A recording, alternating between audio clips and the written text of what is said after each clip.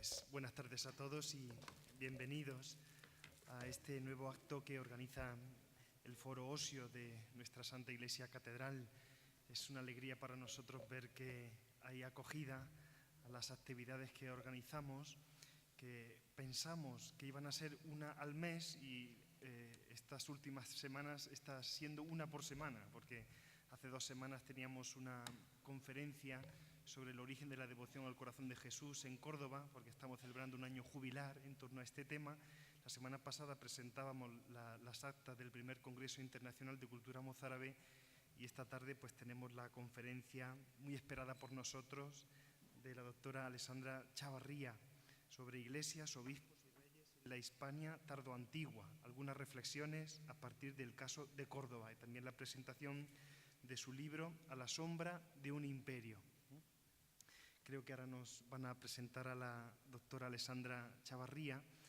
Yo sencillamente quisiera poner de manifiesto la importancia que para nosotros tiene esta conferencia y las investigaciones que hace la doctora Chavarría, porque ella nos explica que la cristianización tuvo consecuencias en la arquitectura. Implica, lógicamente, la construcción de la iglesia episcopal en la ciudad, dentro de la muralla, en el foro, las basílicas funerarias en los suburbios, y ella explica cómo aquí en Córdoba la Basílica de San Acisclo probablemente no estaría en Cercadilla, sino en el Cortijo de Chinales, así llamado.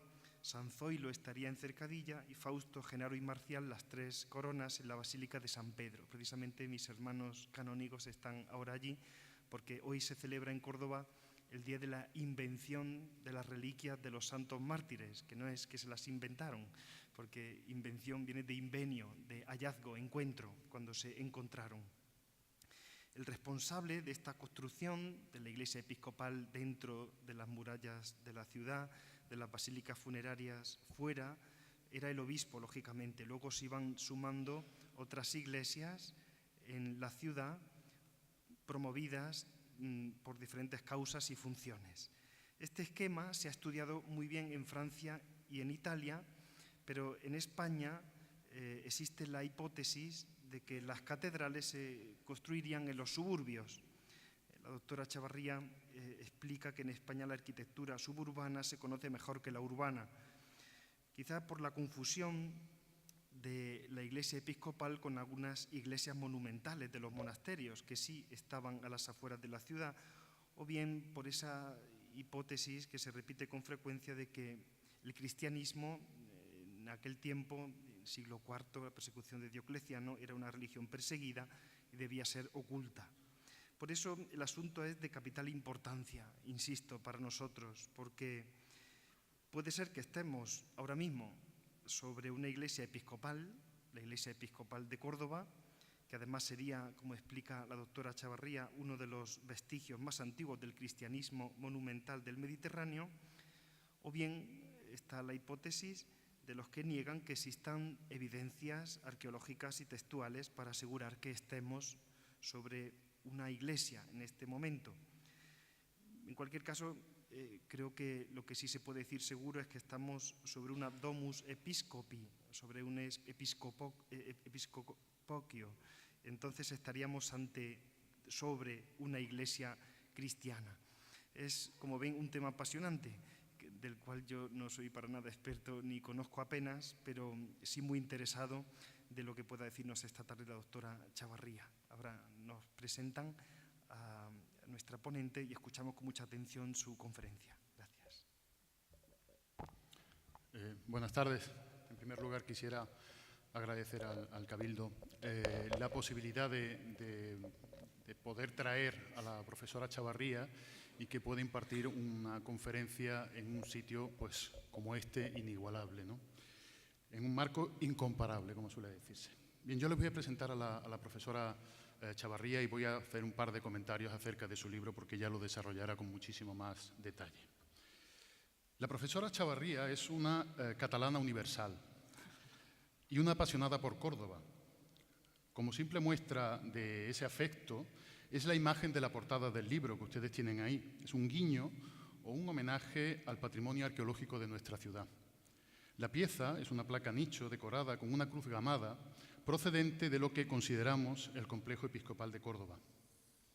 El libro que ahora se presenta es el resultado de la amplia experiencia acumulada durante los últimos años de investigación sobre los temas relacionados con la arqueología tardoantigua y altomedieval, que hasta hace unos años se conocía con el término poco preciso de arqueología paleocristiana. Y de todas estas experiencias, la profesora Chavarría ha sabido incorporarlas para convertirse en una de las principales especialistas europeas en este campo. Este trabajo es el penúltimo, con la profesora Chavarría nunca se puede hablar de la última publicación, de una larga serie de trabajos centrados en el estudio de las iglesias tardoantiguas, como después les comentaré. Antes de tratar el contenido del libro, porque quien debe hacerlo es la propia autora, obviamente, quisiera presentarles a la profesora Chavarría. Esta investigadora atesora una impresionante formación. Es doctora por la Universidad de Barcelona desde 2003, donde obtuvo una calificación de excelente cum laude por unanimidad. Ha realizado múltiples estancias de investigación en Alemania, por supuesto en Italia, en Roma y en Padua, donde ahora ejerce como profesora, acreditada además ya como catedrática, en Estados Unidos, impartiendo conferencias en países tan variados como Costa Rica o Israel y cursos como Visiting Professor en universidades de Francia, Reino Unido y Australia. Lo dicho, una de sus virtudes más destacadas es su carácter y su proyección internacional. Dirige varios proyectos de investigación con interesantes excavaciones arqueológicas en todo el norte de Italia y en Croacia y participa en otros tantos proyectos europeos del máximo nivel. En su carrera, tuvo desde el primer momento muy claro que tenía que formarse y que quería trabajar con uno de los principales investigadores en arqueología medieval europea, el profesor Gianpietro Brogiolo, una referencia internacional. Pero Alessandra no solo ha seguido su escuela, sino que la ha ampliado, enriquecido y en muchos aspectos ya la ha superado. Y créanme, eso es decir mucho.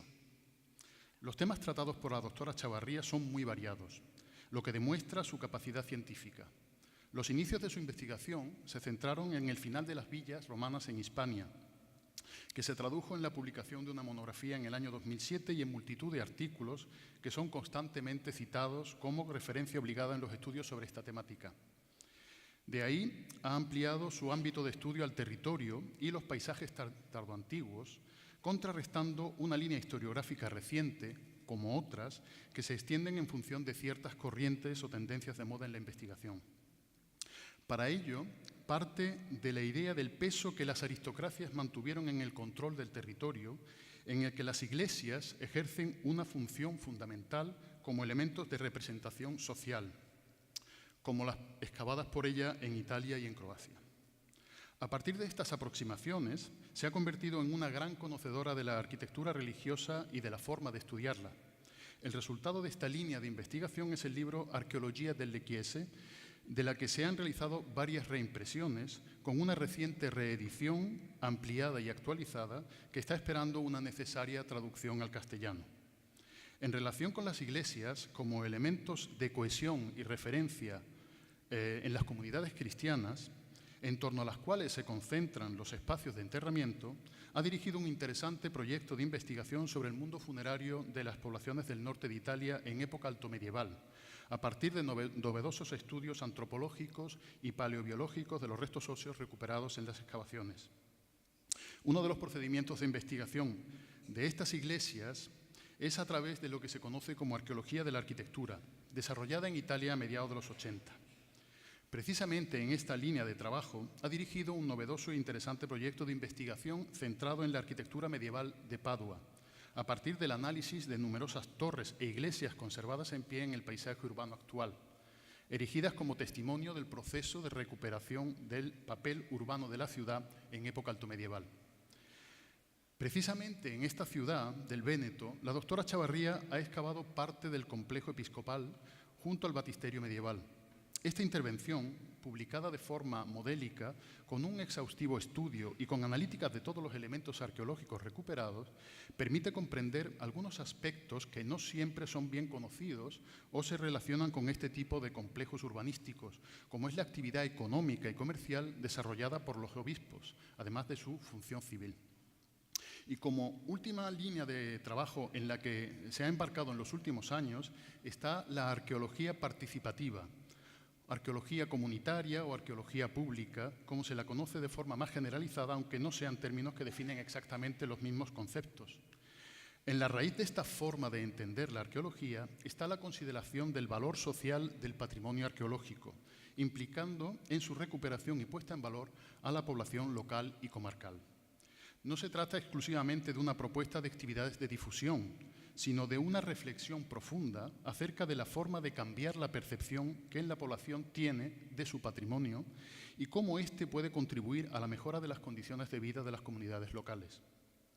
Estas pinceladas son una simple muestra de la preocupación de la profesora Chavarría por hacer una arqueología integral. Esto significa, entre otras cosas, que la finalidad de la investigación arqueológica es la interpretación histórica, para la que combina magistralmente la información de las fuentes escritas originales, la asepsia científica y la precisión metodológica en el tratamiento del registro material, en este caso, el conocimiento de la arquitectura medieval, que le permite abordar con contundencia y liberada de prejuicios la interpretación de los testimonios arqueológicos. Esta carrera está marcada por una virtud muy poco habitual en la investigación, que permite destacar a los grandes nombres de la arqueología contemporánea, y es la agudeza a la hora de definir los problemas esenciales, abriendo nuevas líneas para las que se buscan innovadores recursos y herramientas metodológicas y que busca la respuesta en el propio registro arqueológico.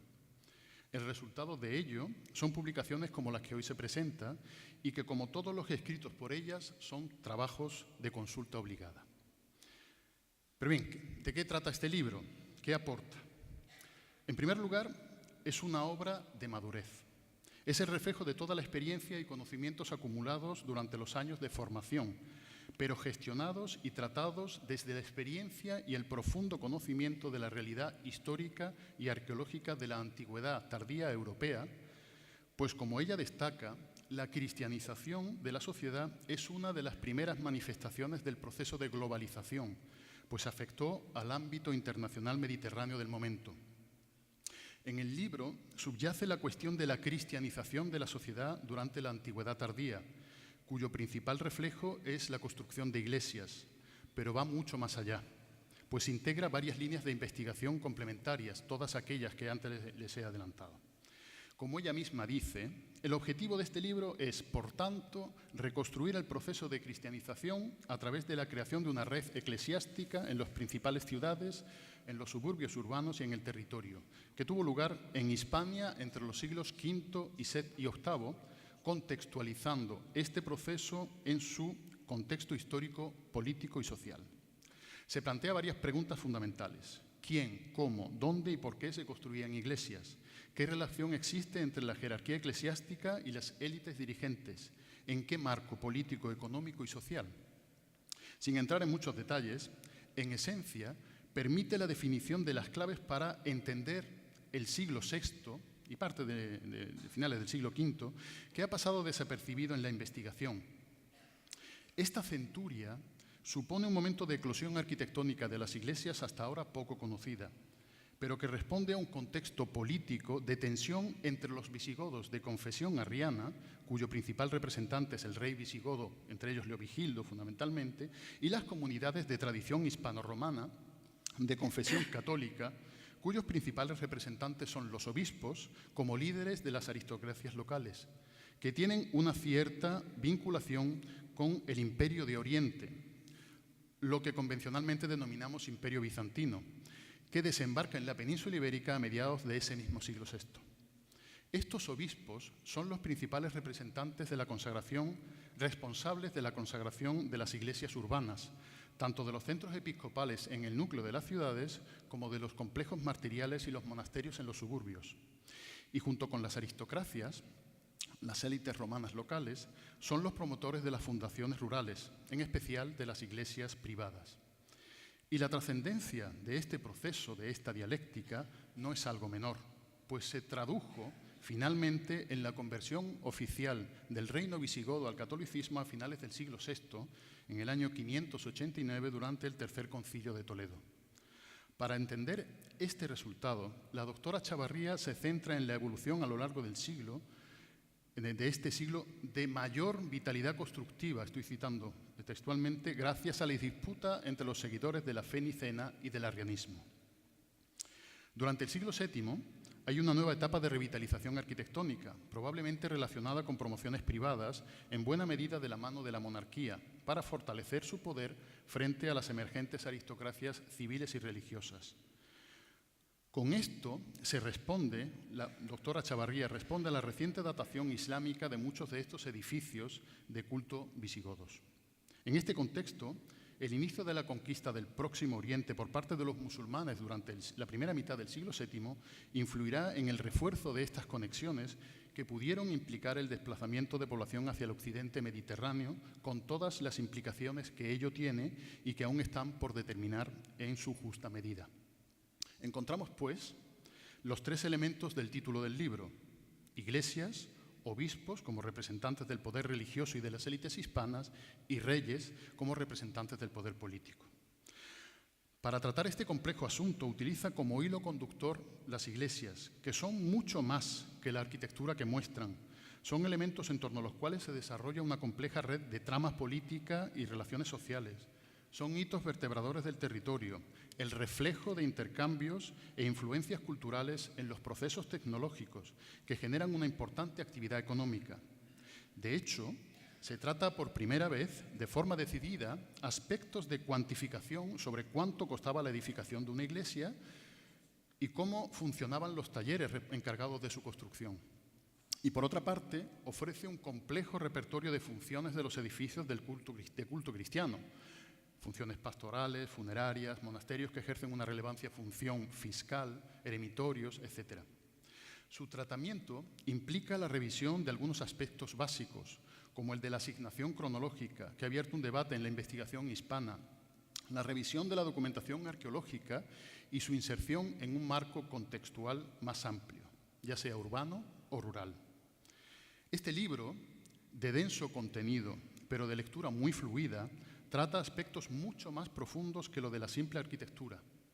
Expone el contexto político y el perfil de los protagonistas a través de las fuentes, en particular los obispos y su importante función administrativa, y analiza la documentación arqueológica tanto en ámbito urbano como rural, de la que, como les he indicado, es una de las principales conocedoras de la realidad material a nivel internacional. No en vano, hoy en día coordina el Corpus de Arquitectura, el CARE, Corpus de Arquitectura Religiosa Europea, que implica multitud de investigadores de los más diversos países europeos.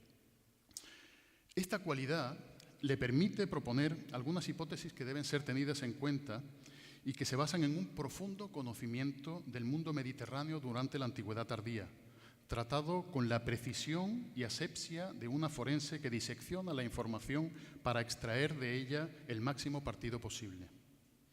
Un ejemplo de todo ello es la información sobre los complejos episcopales de Hispania, en el marco del Mediterráneo tardoantiguo, entre los que Córdoba, encabezada en el siglo IV por la figura del obispo Osio, debió jugar un papel muy destacado por su condición de ciudad temprana e intensamente cristianizada. Este periodo en la capital de la Bética está aún por descifrar en su justa medida, y para ello queremos contar con su colaboración en las investigaciones que venimos desarrollando, porque además de ser una buena y gran amiga, es un aval que garantiza el rigor y la calidad de cualquier investigación en la que participe.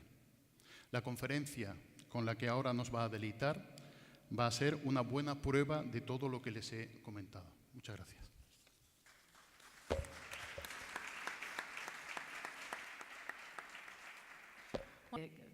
Catalana, hablo muy bien castellano, pero como vivo en Italia, bueno, pues a veces me confundo. He preparado una conferencia, no diría un poco larga, pero poco más larga de el tiempo que tenemos, me han dicho que tenemos que acabar hacia las 8. En vez de ir rápido, ¿no?, que es lo que haría uno, ir muy rápido, pues prefiero ir más despacio, intentar explicarles un poco lo que venía a tratar. Y si en un cierto momento nos tenemos que ir, bueno, pues cortamos y ya está. Ya acabarán de leer ustedes el libro, que espero lleguen a leer un día a otro. Imagino que lo tendrán enseguida en las bibliotecas. Debo decir una cosa de autorreconocimiento. Es un libro denso, como ha dicho el profesor León, pero fácil de leer.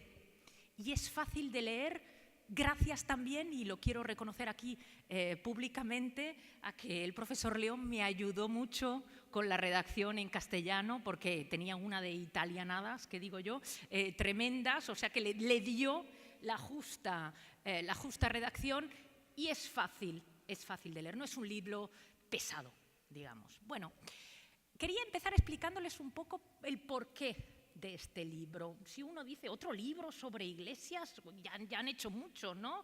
Ya hay muchos libros sobre iglesias. En realidad, no, pero tiene una génesis muy larga. Decía el profesor León que yo escribo muchos libros. Sí, es cierto. Cada año, este año me parece que voy por el tercero o el cuarto, no me acuerdo. Creo 2 como autora, 1 lo estoy acabando y 1 como editora. La gente dice, ¿cuánto tardas en escribir un libro? Bueno, en general, poquito.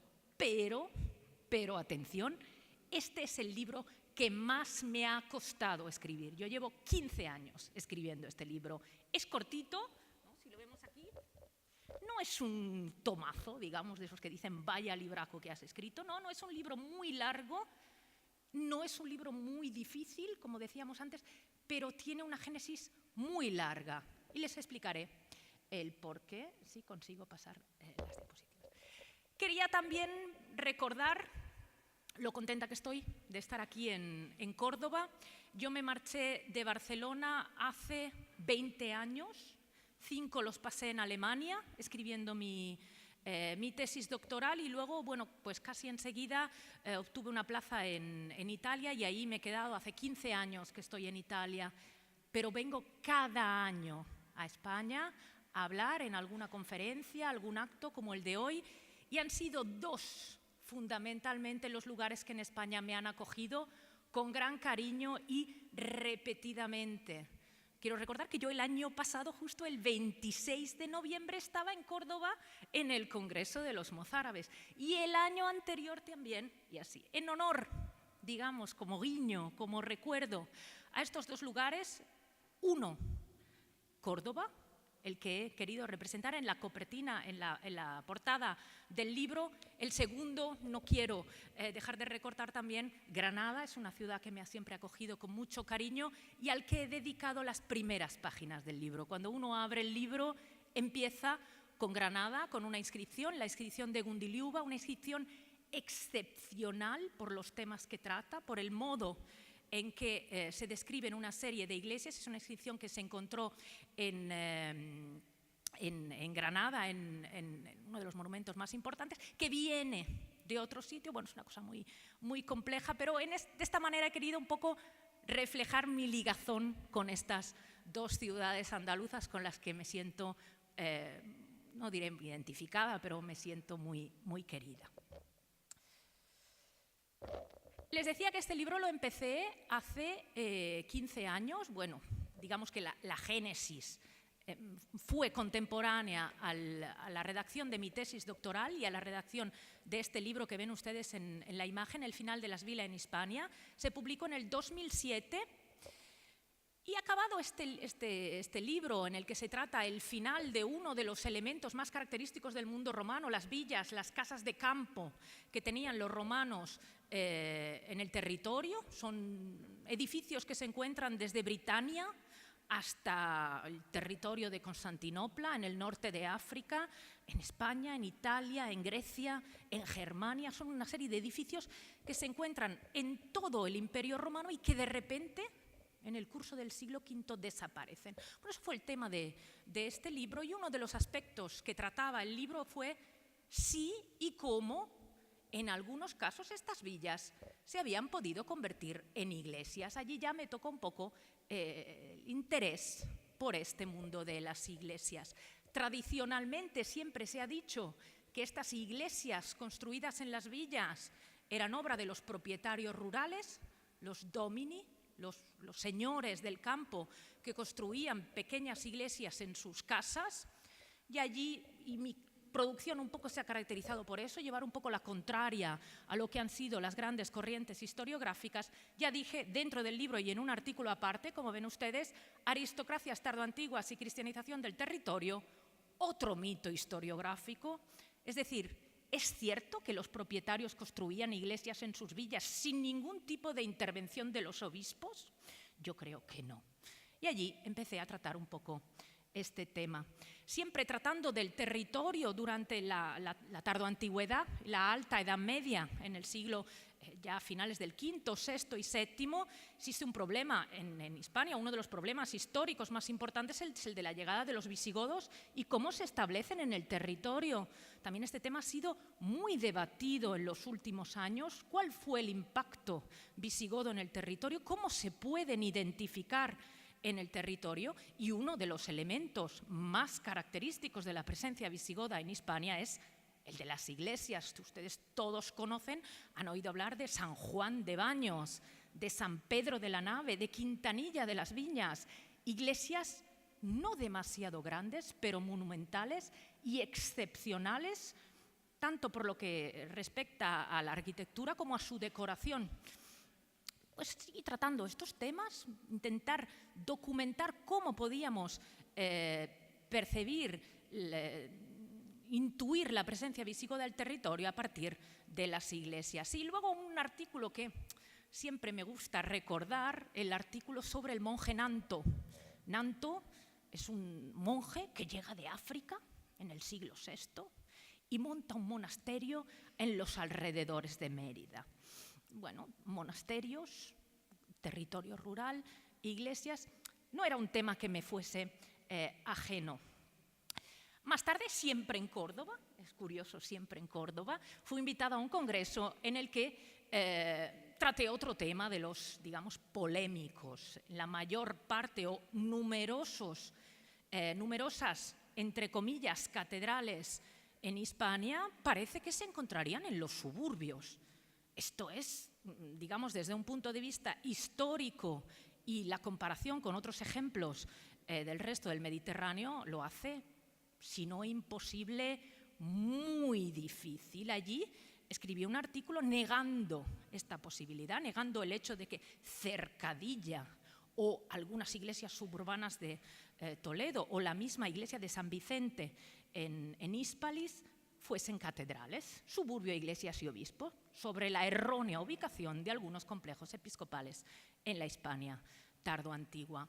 En estos trabajos yo siempre he intentado analizar lo que teníamos en Hispania en relación al contexto mediterráneo. ¿Qué pasa en otros sitios? Recordemos que Hispania formaba parte del Imperio Romano y que en el siglo IV y en el siglo V nosotros estamos todavía en pleno Imperio Romano. ¿Por qué iba a ser distinto lo que pasa aquí respecto a lo que pasa en el norte de África o en Italia si formamos parte de la misma entidad política, social y económica? Volveré sobre este tema un poco más adelante. Estudiando la documentación, siempre inicialmente rural, pero luego pasando al tema urbano, me di cuenta de que aunque hay muchos libros sobre iglesias hispanas y muchos libros sobre iglesias tardoantiguas, existen enormes problemas relativos a las dataciones. Hay pocas iglesias de las que se sepa la fecha, a veces de manera absurda, a mi parecer. Iglesias que tienen inscripciones, como esta que ven aquí ustedes arriba, la de Mijangos o la de San Juan de Baños. Son inscripciones bien fechadas por el año en que gobernaba un cierto rey. En el caso de Mijangos, Recaredo. En el caso de San Juan de Baños, Recesvinto. Tenemos inscripciones que son auténticas, son contemporáneas. Bueno, pues hay quien dice que no, que están mal puestas o que son copias o cosas que me han parecido siempre, a mí y al resto de investigadores europeos extrañas. ¿Por qué negar cosas que son tan evidentes? O muchísimos otros casos. He puesto aquí el ejemplo, por ejemplo, de la iglesia que se construye en la Villa Fortunatus de Fraga. La arqueología no es, digamos, no data absolutamente, ¿no? Ustedes saben que a veces hablamos de dataciones relativas y dataciones absolutas. No hay nada que sea absoluto por el momento. Esperemos en el futuro llegar a dataciones absolutas, tener una maquinita que lo ponemos ahí al lado de la pared y nos dice la fecha. Eso todavía no existe, pero nosotros podemos fechar algunos edificios gracias al hallazgo, por ejemplo, de cerámicas en los estratos de construcción. En la iglesia de Fortunatos hay cerámicas del siglo V debajo de la construcción del ábside, con lo cual yo puedo decir que esa iglesia es posterior a esas cerámicas. Si las cerámicas son de finales del siglo V, pues ustedes todos me pueden decir, la iglesia será del VI, ¿no? O de muy finales del siglo V. Bueno, pues todavía hay quien dice que es de pleno V. ¿Cómo va a ser del V si cuando construyen el ábside hay cerámicas debajo que son más tardías? Esto se repite y se repite y se repite en tantos ejemplos. Me parecía muy extraño. O lo que decíamos antes, atribuciones sin fundamento. ¿Qué es eso de las catedrales suburbanas? Eso no existe en ningún sitio. Y les diré por qué, de manera muy fácil. La catedral siempre fue, desde el origen, y lo dicen las fuentes escritas, la iglesia en la que oficiaba el obispo, la ecclesia mater, la iglesia donde se reunían, y la palabra eclesia quiere decir lugar de reunión, la gente de la ciudad. Estamos hablando de un momento, digamos, en el IV todavía no, pero a partir del V, peligroso, mejor no salir de las murallas en algunos casos. Y luego, si queremos reunirnos con la población urbana, vamos a hacer una iglesia dentro de las murallas. La iglesia de reunión está dentro de las murallas. Es una cosa que ustedes ya les veo las caras, que dicen, claro. Bueno, pues no parece tan claro, que hay mucha gente que dice que no. Bueno, y las iglesias funerarias, y las iglesias suburbanas, ¿a qué sirven? Pues sirven como lugar donde deponer los muertos, donde deponer a los familiares, donde deponer a los difuntos. En esos lugares también se oficia misa. Y en esos lugares encontramos con gran frecuencia muertos especiales. ¿Quién son esos muertos especiales? Los santos. Y en Hispania, y eso es un elemento muy importante, el número de mártires y de santos les puedo decir que es excepcionalmente alto. Y además mártires ya documentados por Prudencio en la antigüedad tardía. O sea que muchos mártires fueron enterrados en los cementerios suburbanos, como todo el mundo, vaya, es que todo el mundo se sepelía en los cementerios suburbanos, y luego pues, se les construyó una iglesia para poderles dar, digamos, una sepultura más digna y para poder ir a rezar. Y todo el mundo quería ser enterrado al lado del mártir. ¿Quién, sobre todo? ¿Quién tenía más posibilidades? Bueno, pues por haber llevado una vida, digamos, más digna, más ejemplar. Los miembros de la iglesia. Las tumbas de los obispos se encuentran generalmente en las iglesias suburbanas, cerca del santo. Bueno, pues la presencia de tumbas de obispos es con mucha frecuencia considerada un indicio de que estamos en la catedral, porque está el obispo. No, el obispo está muerto. El obispo vivo está en la catedral dentro de la ciudad. Por ejemplo, una cosa que ahora recientemente he vuelto a oír, que me parece muy, digamos, curiosa, por decir algo, cómo los investigadores que se ocupan de las iglesias discuten a veces sobre temas que tienen poca importancia. Un edificio, ¿es una iglesia? ¿Es una basílica? ¿Es un aula? ¿Es un atrio? ¿Y qué más da? ¿Qué más da cómo le llamemos? Es un edificio de culto, llamémoslo iglesia, que es la palabra más fácil. Podemos llamarle capilla, podemos llamarlo lo que queramos. Bueno, sobre eso se discute muchísimo en España, sobre estas cosas que no llevan a ninguna parte. Y en cambio tenemos problemas mucho más importantes, como decía antes, el de las dataciones. Hay otro problema que también sale de vez en cuando en la investigación, que también para mí es un tema sin demasiado problema, el de las domus ecclesiae. Este tema que decía, ¿quién me ha presentado? El miembro del Cabildo, Antonio.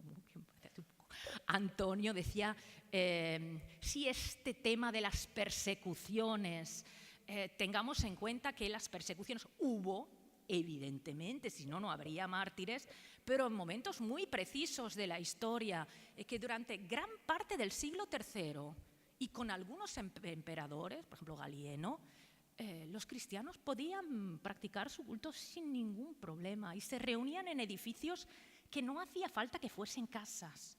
Se reunían en edificios como se hace hoy en otras religiones cuando no hay un edificio apropiado, pues en basílicas o en espacios más amplios, lo que haríamos hoy pues en un parking o en un polideportivo.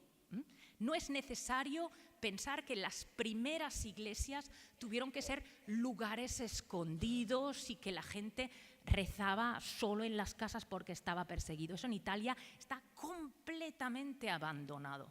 Son hipótesis que no tienen ya ningún tipo de fundamento. Y finalmente, ya no hablo de la arqueología, podemos pensar, bueno, los arqueólogos pues hacen las cosas mal y tal. También desde el punto de vista de las fuentes escritas, los historiadores, me daba cuenta cuando leía artículos, libros, en los que la base principal del trabajo eran, por ejemplo, los concilios. Hispania cuenta con una serie de concilios muy amplia y están muy bien recogidos en una colección que parece recogió ya Isidoro de Sevilla, pero cada concilio responde a un momento cronológico determinado y se celebraban periódicamente, pero también en el marco de un problema. Había un problema con los arrianos, o había un problema con los bizantinos, o había un problema entre dos territorios o entre dos obispos. Había concilios que se convocaron expresamente para discutir un problema. Hubo un concilio en Sevilla que se convocó expresamente para discutir sobre un obispo cordobés, Agapio, por ejemplo, ¿no? Del que intentaré hablar luego porque me encanta, es un personaje que encuentro estupendo, ¿no? Desde el punto de vista un poco cómico del tema. Bueno, pues quien estudia los concilios pues se va a buscar los cánones, este me va bien, aquel me va bien, se mezclan sin considerar el contexto histórico en el que se han escrito, con lo cual no representan realmente estos artículos, estos trabajos, lo que realmente dicen estos textos. Y sobre todo, lo peor, quien ha estudiado las iglesias o quien estudió las iglesias mayoritariamente hasta el momento que empecé yo a trabajar sobre esto, las estudiaba como edificios. Tal iglesia, la planta basilical con este ábside, este capitel, este no sé qué, no sé, pero sin tener en cuenta mínimamente del contexto político. ¿Cuándo se construye? ¿En qué momento político? Estamos hablando de inicios del siglo VI. ¿Qué pasa en este momento en Hispania? Mediados del siglo VI. Estamos ya luego, más tarde, del 589, esta es una fecha mágica para todos los investigadores españoles. 589, saben ustedes, es la fecha del tercer concilio de Toledo. Un concilio muy importante, pero creo un poquito menos de lo que hasta ahora se le ha dado. E incluso religioso. Nosotros sabemos que en el siglo VI, por ejemplo, había dos comunidades, al menos, muy importantes en Hispania. Por un lado, la comunidad católica y por otro lado la comunidad ariana. Y no debemos olvidar que la comunidad ariana era la de los políticos, los que estaban en el gobierno, los visigodos. ¿Se ha ido alguien a buscar las iglesias arianas en Hispania hasta hace poquísimo? A nadie se le ocurrió pensar que existían estas iglesias. Y yo creo que muchas iglesias son arianas. Luego fueron convertidas al catolicismo. ¿Cómo se convirtieron? ¿Qué cambios hubo? Si hubo cambios. Todo esto ha sido, bueno, pues así, ¿no? Ignorado o se ha dejado un poco de parte, ¿no?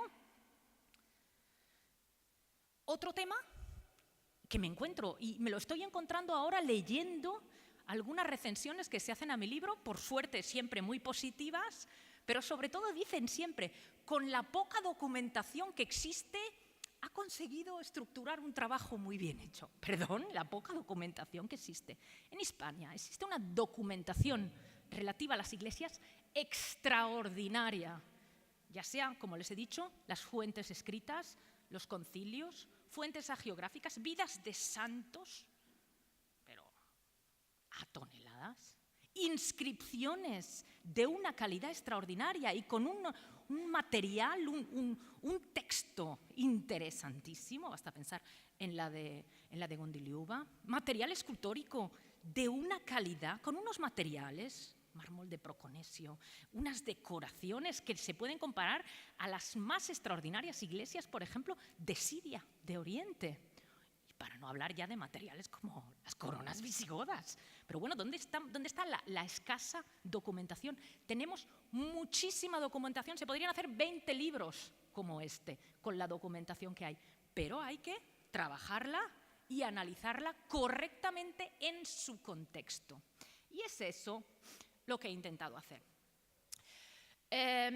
Trabajando sobre todo esto, me di cuenta que era necesario salir un poco de lo que siempre se ha hecho en Hispania, considerar, se dice a veces, ¿no?, como un poco como un chiste, Spain is different, España es distinta. ¿España es distinta cuándo? Quizá cuando llegan los árabes se convierte en distinta respecto a Italia o a Francia o a otros sitios. Pero durante la antigüedad tardía no es distinta para nada. Hispania forma parte en el siglo IV y en el siglo V de un contexto mediterráneo, del Imperio Romano. Los contactos entre Hispania, entre los visigodos y el Imperio Romano de Oriente, que tendemos, como ha dicho bien Alberto León, a llamar bizantino, y yo creo que cuando llamamos bizantino, no sé, yo de pequeña me imaginaba como chinos cuando digo bizantino, ¿no? Me parece que es porque hay estas ilustraciones, ¿no?, más tardías, ¿no?, que parecen como chinos. Bizantino no, esta gente eran romanos. El imperio se divide entre Oriente y Occidente y la mayor parte de familias nobles del Imperio Romano, de Roma, muchas en Hispania, de la Galia, se van a vivir a Constantinopla. O sea que incluso la composición social del Imperio de Oriente está formada por occidentales. Cuando nosotros hablamos de la reconquista de Justiniano, estamos hablando de los romanos que se quieren retomar, que se quieren apropiarse de algo que ellos consideraban suyo. Para la península ibérica eso está completamente ignorado.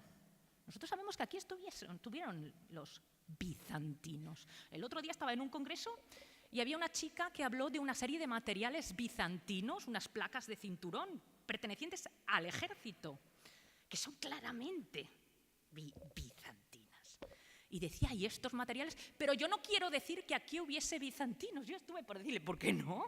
¿Pero qué pasa? Hay cantidades de materiales, hay muchos elementos en nuestras iglesias, las mismas coronas visigodas están impregnadas de bizantinismo. Esta gente estuvo en la península luchando por recuperar aquello que consideraban suyo, con el apoyo, intentaré que lo veamos, no sé si tendremos tiempo, de los hispanos, que no creían a los visigodos para nada, porque en tanto eran arrianos y ellos con esta gente no tenían nada que ver.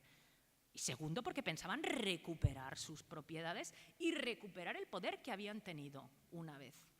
El contexto mediterráneo me sirve también para comparar fenómenos. ¿Existen catedrales suburbanas en el resto del Mediterráneo? No. ¿Existen domus ecclesias? No. ¿Cuál es el proceso de cristianización? ¿Lo podemos comparar con Hispania? Bueno, pues estudiando todo esto, al final, ¿qué me pasó?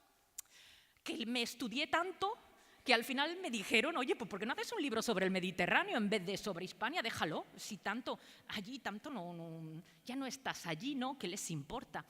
Y escribí este libro, Arqueología delle Chiese, que debo decir va por la 9ª edición en Italia, una española que escriba un libro sobre su tema, que es el de las iglesias, les debo decir, lo dan incluso en Roma como libro de texto. Bueno, ya fue un exitazo, lo hemos reeditado ahora recientemente. A mí sí que me gustaría que lo tradujesen al español, sería un gran éxito y sobre todo para ayudar a comprender mejor esto del contexto que les digo. Este libro salió en el 2011 y allí dije, bueno, pues ya está, ahora ya sé todo, o creo saber bastantes cosas del Mediterráneo, volvamos a Hispania. Y volvimos a Hispania para retomar la idea del libro. El libro tiene un objetivo claro, que es no tanto el de estudiar las iglesias en sí. Cada edificio, no se van a encontrar ustedes en el libro con un catálogo de iglesias, donde uno va a buscar cada iglesia y se las encuentra descritas, y la planta, y la techumbre, y la decoración. Eso no hay, no me interesaba, ya lo han hecho otros, más bien o más mal, pero ya lo han hecho otras personas.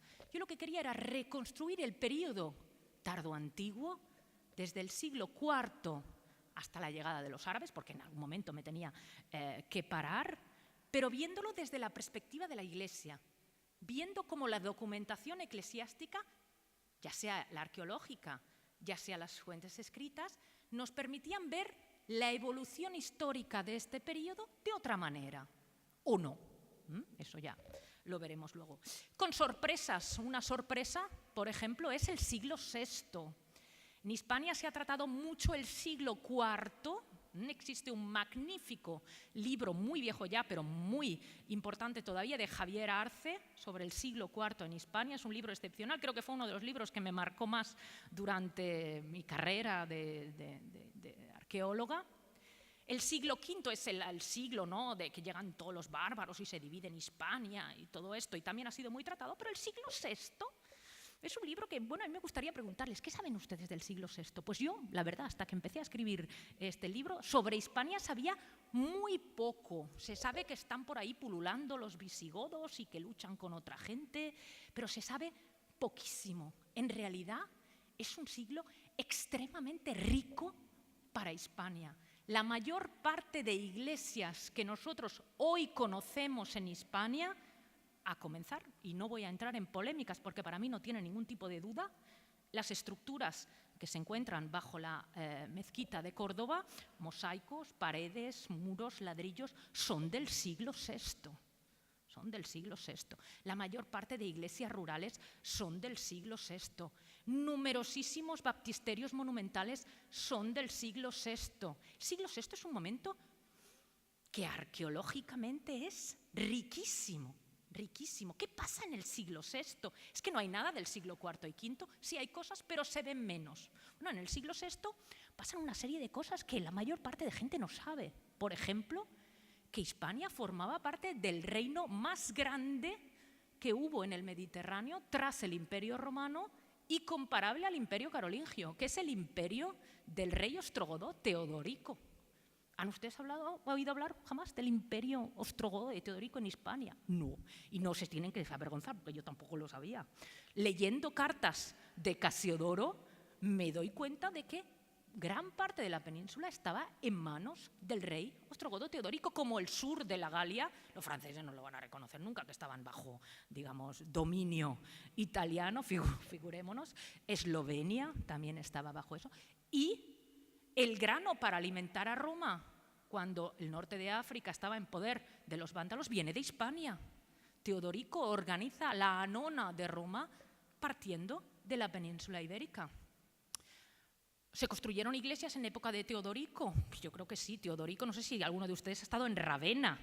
Hay unas iglesias allí fabulosas, extraordinarias, gran parte construidas por orden de Teodorico. Era un gran admirador de la arquitectura romana, de la arquitectura oriental, y hizo construir muchas iglesias.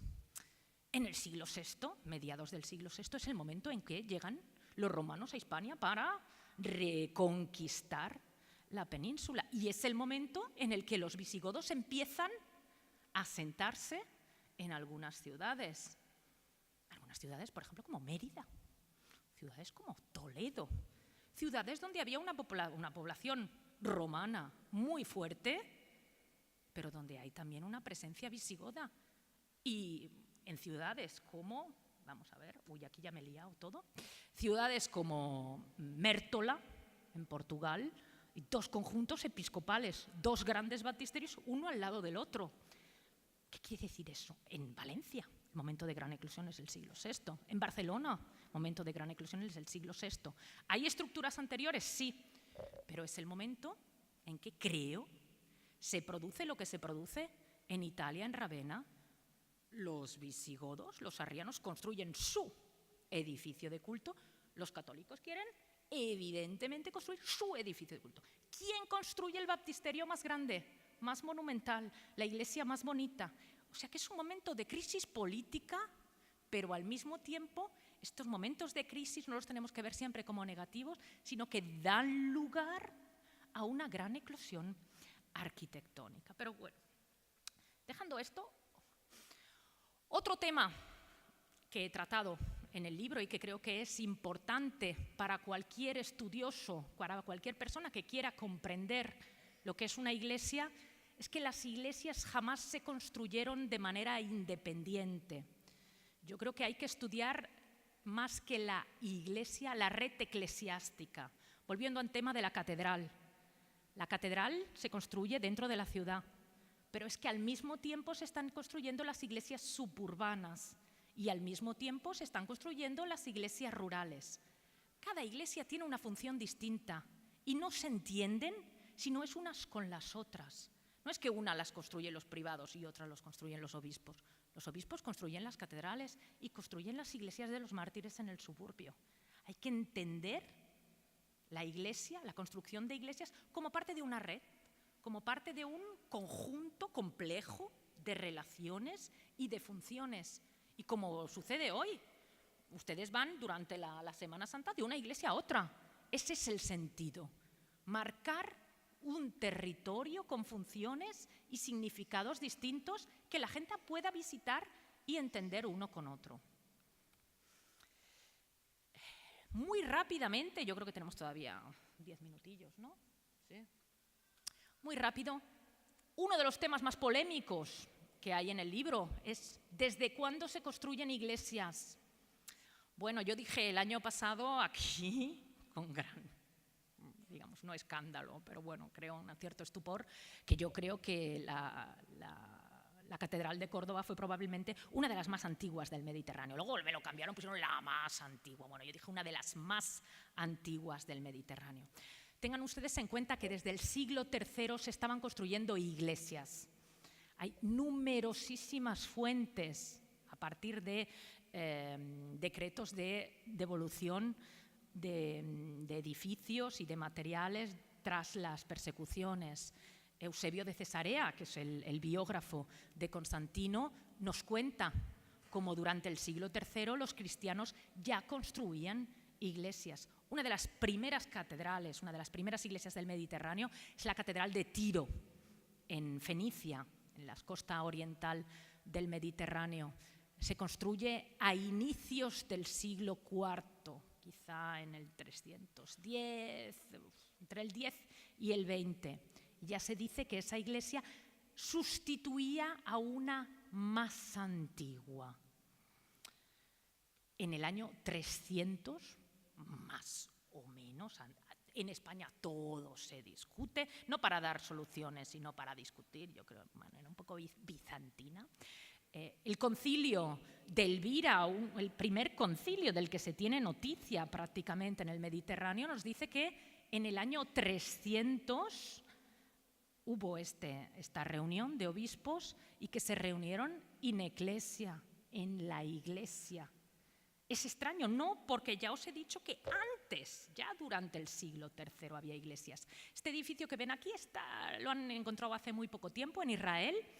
Es un edificio de culto, tiene un altar, no tiene baptisterio, no lo han encontrado, y tiene una serie de mosaicos que reproducen donaciones de miembros de la comunidad local que dice que han donado este espacio de Dios, esta iglesia.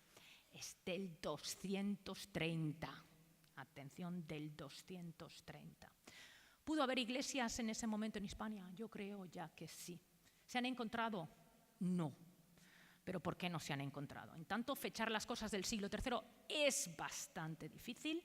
Los edificios de culto no se encuentran los del III, pero es que tampoco se encuentran los del IV y tampoco se encuentran en el V. ¿Quiere decir eso que no existen? No. Quiere decir que no tenemos todavía los instrumentos necesarios para poder fechar estos edificios y sobre todo en gran parte del Mediterráneo, y les hablo de San Juan de Letrán o la Catedral de Aquileia o de Milán. ¿Están bien fechadas cronológicamente? No, les puedo decir yo que no. No tienen elementos arqueológicos para fecharlas todavía, pero tienen un terminus, según ellos, postquem, desde Constantino hacia adelante. Desde Constantino hacia adelante. Bueno, ¿y si hubo alguna, no en Roma, en otros sitios, que ya fue construida antes? No hay evidencias, tampoco hay evidencias que fueran construidas después de Constantino. No sé si me explico.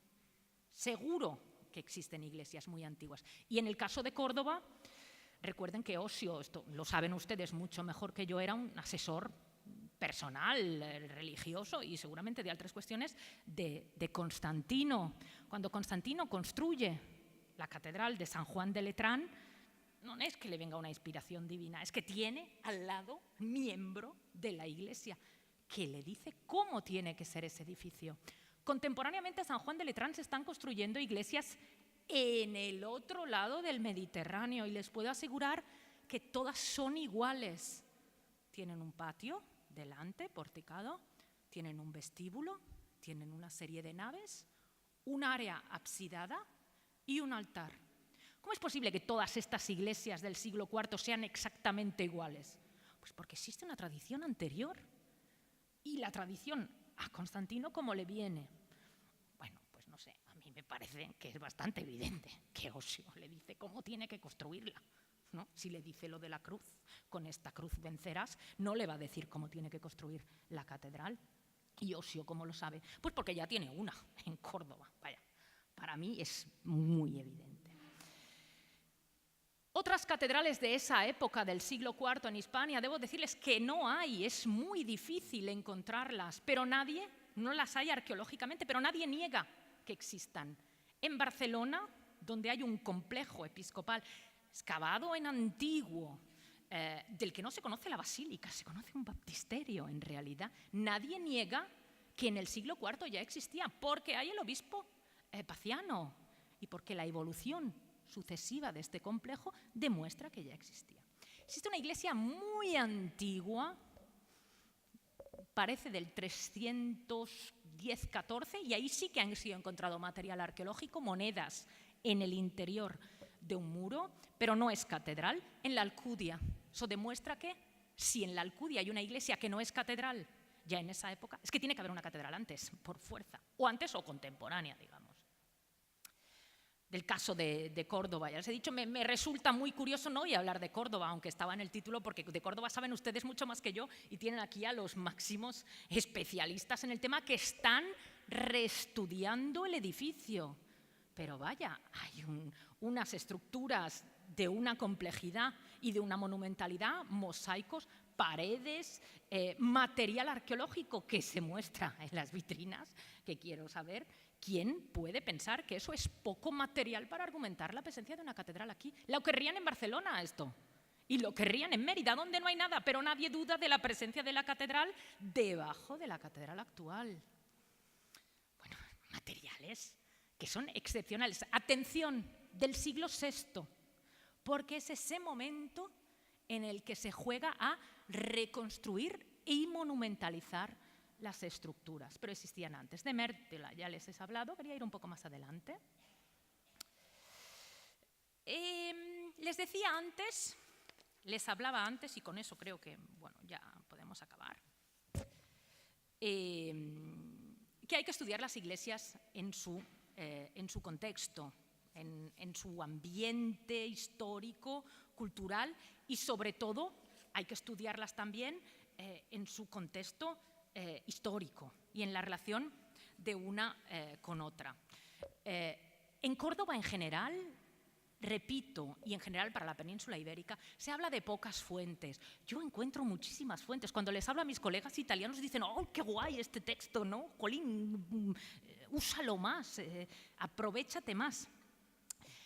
En el siglo V, y en el siglo VI tenemos, por ejemplo, muchas noticias, digamos, indirectas de las fuentes. Una de las noticias que nos hace pensar más en la importancia política que tenían estos edificios son las noticias de destrucciones.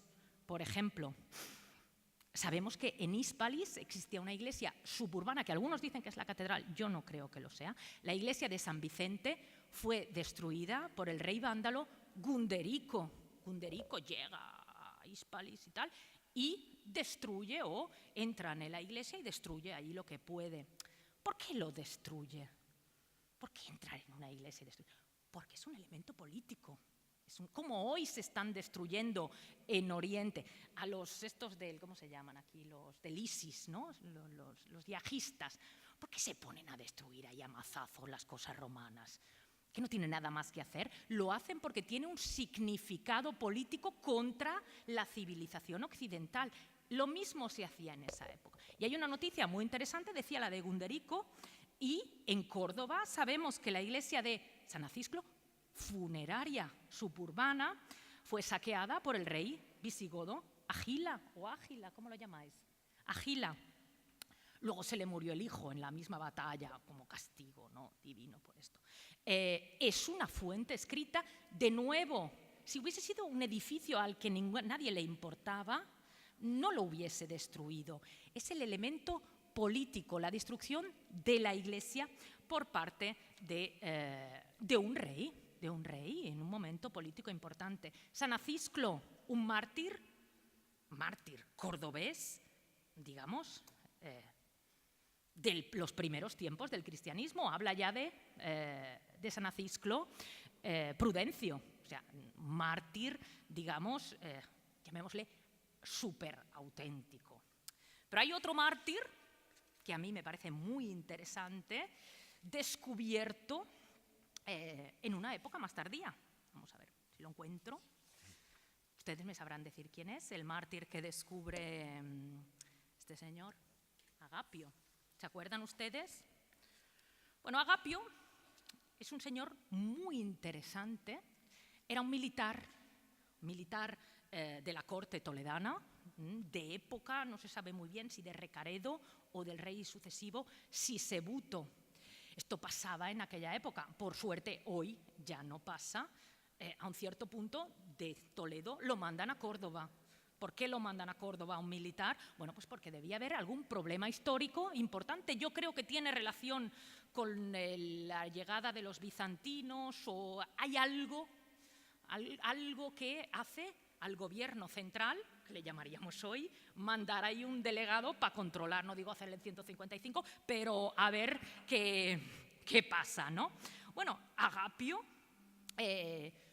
era un civil y militar también, o sea, quizá un poco bestia. Lo nombran obispo y no sabe cómo gestionar la situación, o no es que le importe tanto, no sabemos qué pasa. Les he dicho antes, convocan un concilio en Sevilla contra él, para decir, este hombre lo tenemos que sacar porque no ordena a otros obispos o a curas sin tener, que no tienen, digamos, el currículum necesario, etcétera.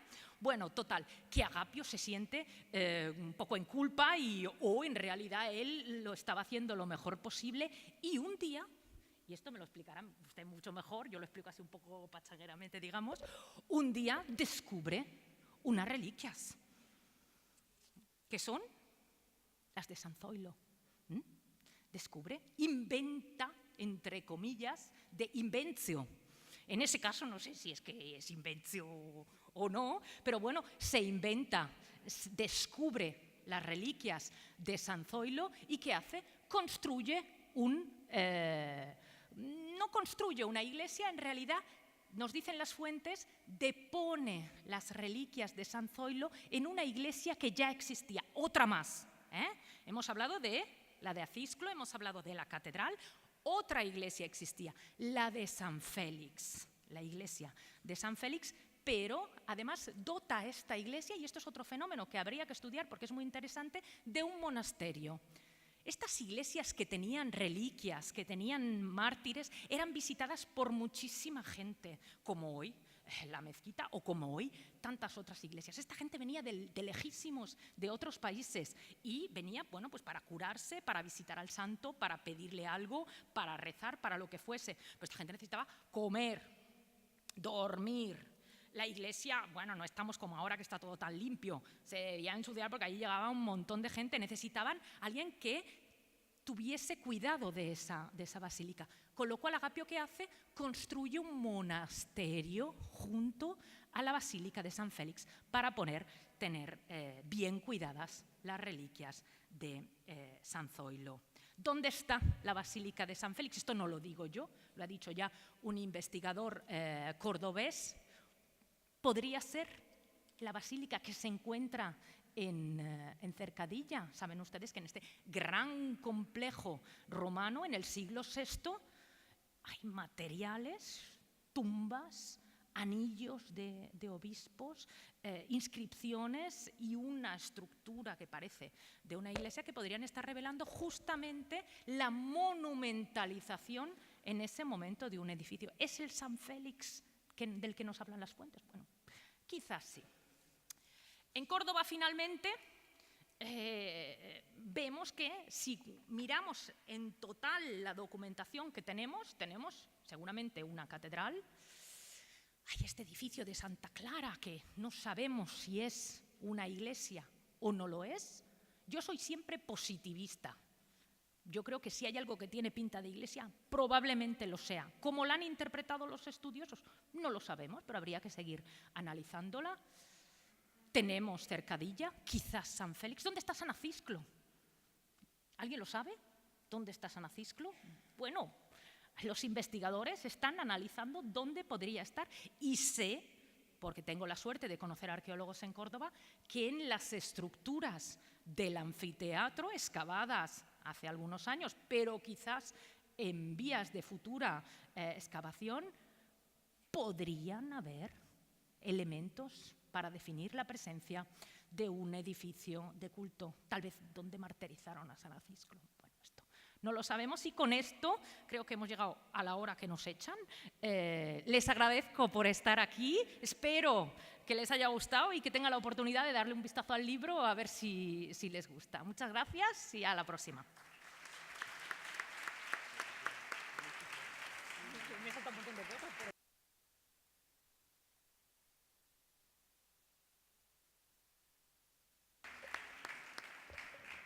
Pues le agradecemos mucho esta magnífica conferencia a la doctora Chavarría. Creo que fue Pío XII el que cuando se excavó el Vaticano dijo: las piedras han hablado, ¿no? Pues creo que ella nos ayuda a entender lo que dicen las piedras, ¿eh? Pues muchísimas gracias y buenas noches a todos.